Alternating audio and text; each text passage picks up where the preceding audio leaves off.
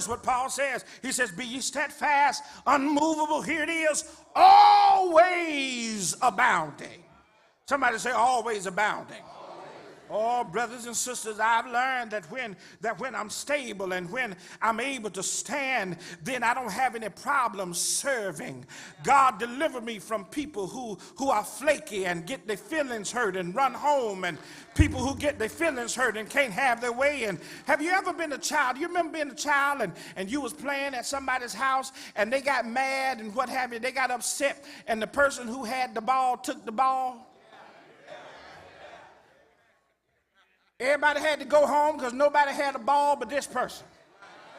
And they got mad and took their ball and went home. They took their marbles and went home because they couldn't have their way. Have I got any help in here? People grow up and do the same thing in church because they can't have their way.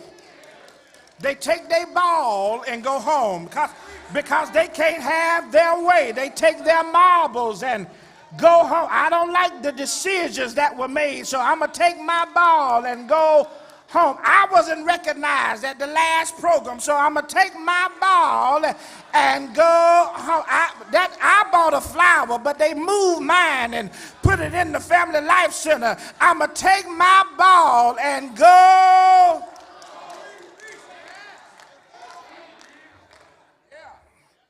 Have I got any help in here? You've got to always abound. You've got to stand. You've got to be stable. And when you are stable and when you can stand, you can serve continuously regardless of the conditions. Have I got a witness here? God didn't tell you that you would always have favorable conditions. God didn't promise you that it would always be smooth sailing. God didn't promise that you wouldn't have any problems. Have I got a witness here? Huh?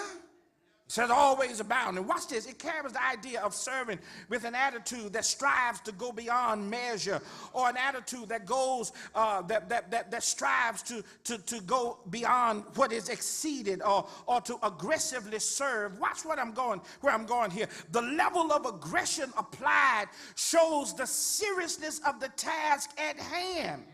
Paul is suggesting that we serve with such force and energy that no one mistakes how serious kingdom business really is.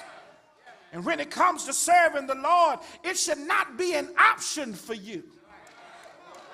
It should not be an elective for you, but it should be mandatory for you.